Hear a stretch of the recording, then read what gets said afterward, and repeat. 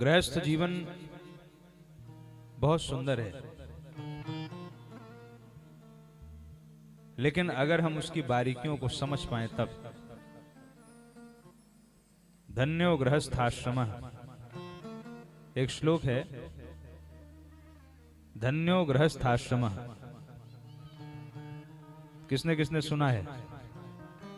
इतना तो सबने सुना होगा, श्लोक भले न सुना हो किसी ने, और इतना तो सबको आता होगा, धन्यो गृहस्थाश्रमः, धन्यो गृहस्थाश्रमः। गृहस्थाश्रम धन्य है। पूरा श्लोक सुना है आपको? सुना है?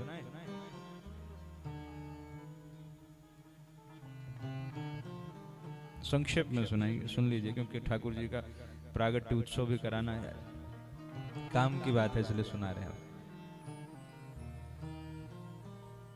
किसी को याद है ये श्लोक? नहीं याद? चलो हम सुना। सानंदम सदनम सुताश्च सुधियः कांता न दुर्भाषिणी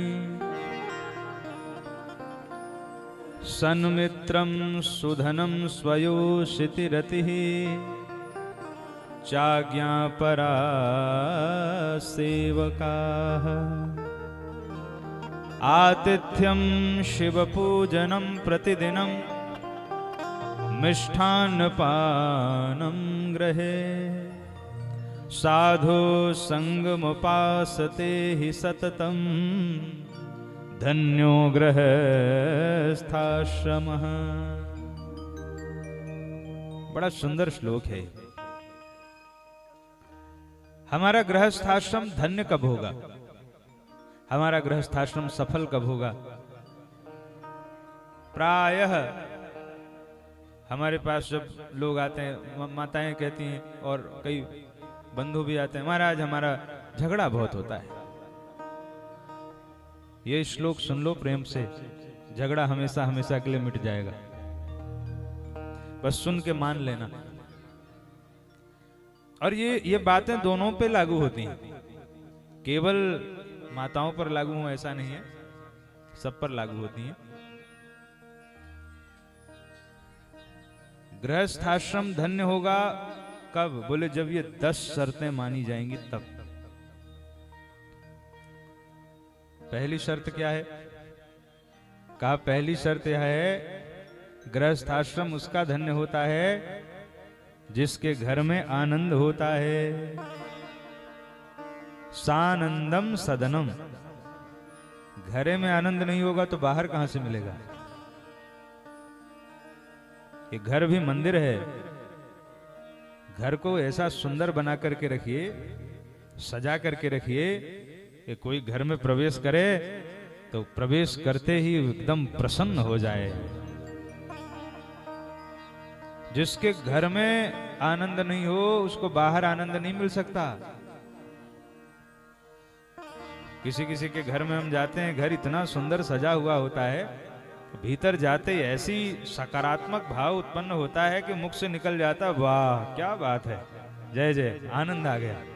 अब आपने कुछ खिलाया पिलाया तो नहीं, आपने कोई दक्षिणा तो नहीं दी, फिर हमारे मुख से कैसे निकल गया, वाह वाह वाह। क्यों?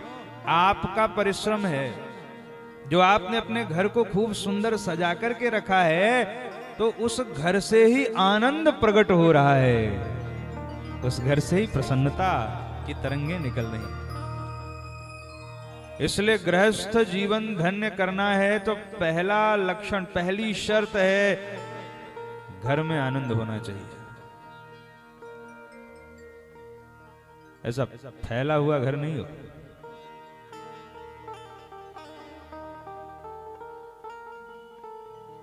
साफ सुथरा, जो वस्तु जहां होनी चाहिए वहीं हो।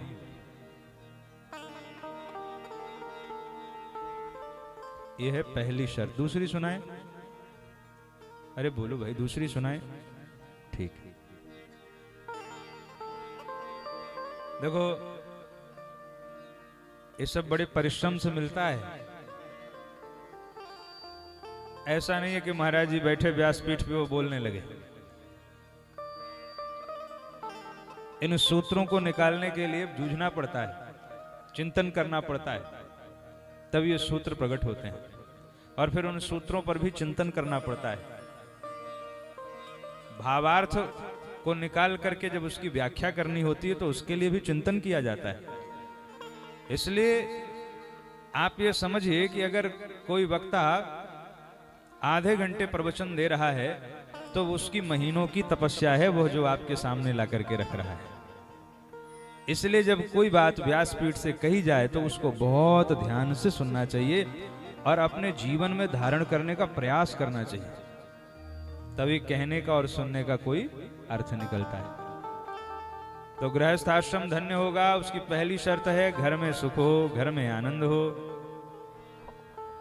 हम देखते हैं भैया किसी किसी को जैसे ही छुट्टी होता है ना, छुट्टी होते ही वो भागते हैं घर के लिए। जैसे छुट्टी होगी, अरे भैया हम घर जा रहे हैं, थोड़ी देर बैठो चाय वाय पीतो, ना ना ना ना चाय वाय बाद में पियेंगे, हमको तो घर जाना है। इसका मतलब है उनके घर में आनंद है और वह आनंद उनको खींच रहा है कि जल्दी आओ जल्दी आओ जल्दी आओ। और कुछ ऐसे भी हमने देखे हैं कि जैसे ही ऑफिस का काम खत्म होगा कहेंगे चलो भैया कहीं चाय वाय पिए। क्यों घर नहीं जाओगे क्या? अरे जाएंगे, रात को 12-1 बजे तक सो जाएंगे। वही किच किच किच किच रोज होती है, क्या करें घर में जाकर। आपके गृहस्थाश्रम की धन्यता यहीं से शुरू हो रही है कि आपका घर में कितना सुख है। और माताओं बहुत ध्यान से समझना, घर में जो सुख होता है वो किसी वस्तु से नहीं आता है। घर में जो सुख होता है वो आपके भावनाओं से आता है। भाव होना चाहिए, घर में अपने आप सुख हो जाएगा। अगर आप ये सोचो कि किसी के घर में फ्रिज है और वो ठंडा पानी पी लेगा वो सुखी रहेगा, ये भूल है। मटके का पानी पीने वाला भी सुखी रह सकता है। अगर उसका अंतःकरण प्रसन्न है तो वो मटके का पानी पी के भी प्रसन्न रह सकता है। आपके पास कोई वस्तु है कि नहीं है उसके बारे में मत सोचिए। सोने की जो तौल होती है ना, छोटे छोटे बाट बटकरे होते हैं। गेहूं की तौल में और सोने की तौल में अंतर होता है, पर जो जीवन की तौल होती है ना, उसकी तराजू के जो बटखरे होते हैं वो इतने सूक्ष्म होते हैं कि वो इन आंखों से दिखाई नहीं पड़ते हैं। वो अंतःकरण की आंखों से दिखाई पड़ते हैं कि जीवन की तराजू को कैसे तौला जाए, जो रिश्ते हैं उसको बचा के कैसे रखा जाए। घर में सुख हो वो व्यक्ति स्वर्ग में रह रहा है। घर में झगड़ा हो रहा है वही नरक है। और घर में प्रसन्नता छाई हुई है ना तो मानो साक्षात स्वर्ग में रह रहे हैं। भले झोपड़ी हो पर वो स्वर्ग से कम नहीं है। ये पहली शर्त है। दूसरी, सानंदम सदनम सुताश्च सुधीयः, बच्चे बुद्धिमान हो। खूब महल दुमहला बना लिया, बच्चे ही बुद्धिमान नहीं निकले तो गृहस्थाश्रम धन्य नहीं होगा। गृहस्थाश्रम तब धन्य होगा जब बच्चे बुद्धिमान होंगे, बच्चे संस्कारवान होंगे। और बच्चों को संस्कार कौन देगा? बच्चों को संस्कार माता पिता से ही मिलता है और गुरु से मिलता है।